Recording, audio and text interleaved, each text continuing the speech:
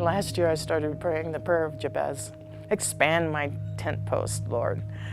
I didn't expect it to happen by evacuating and having to start up in a new country, but God's doing that. We ran. I left everything down because of war. My father was a politician, but he was targeted and killed. My mother was a nurse and she was also targeted and killed. So I feel scared of myself of staying in my own country. People were forced to come to Uganda, others ran to Ethiopia, others ran back to Sudan, that was a former enemy. There's over 1 million that have left their country to try to survive, and they're living in northern Uganda. The UN is trying, the World Food Program is trying, and NGOs are trying. But when you have the exodus of over 1 million people, the needs are great.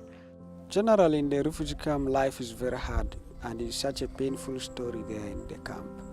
People are dying, there's no care, there's no clean water, no enough food, and health is bad. The living conditions is never good when you are not at home. People are really trying hard to even feed a family. So Wings of Healing, myself and some Ugandan and South Sudanese workers are trying to bring hope to the hopeless.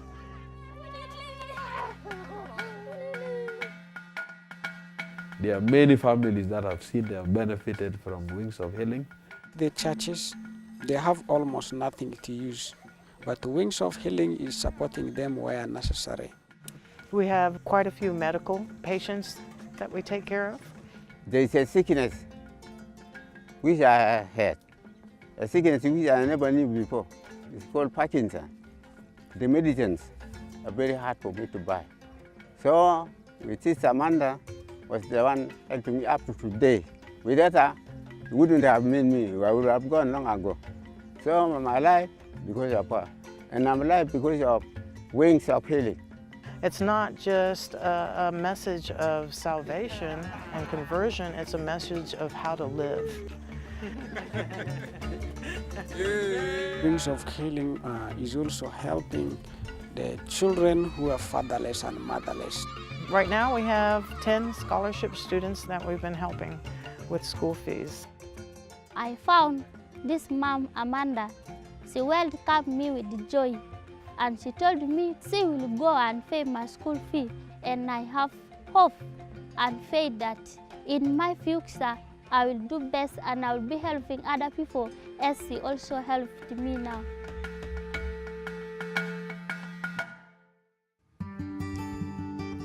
Rose Juru, she was the one being abused at home by her alcoholic brothers, and she didn't have a very good upbringing there.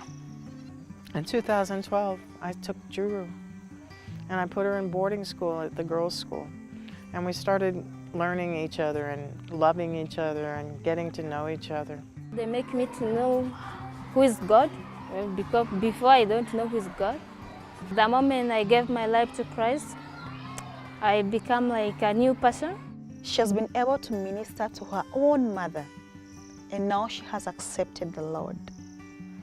Then she had the most rebellious brother in the entire community. I talked to him really seriously, and he said he gave his life to Christ.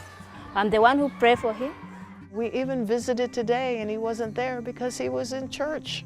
What a blessing that the gospel is. It's life, it's peace, it's having a future, and it's having a hope. So we're starting in a new country, a new foundation. We have to have buildings, we have to have vehicles, we have to register, work permits, and all these things cost. So really what we need is you to come alongside us, pray with us, and help support us financially.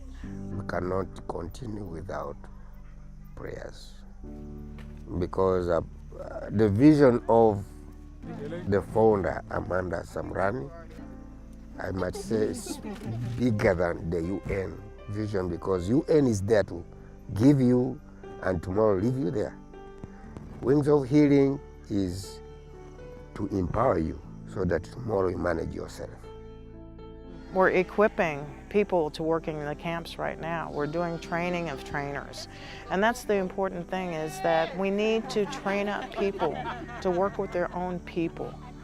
And I want people that have been running from war, that have lived in poverty, that have seen their children die for a few dollars, $2 worth of medicine that they couldn't anyway afford. I want them to see the hope that comes from Christ, that even in those worst situations, that everything is redeemable if we have that hope for an eternal life.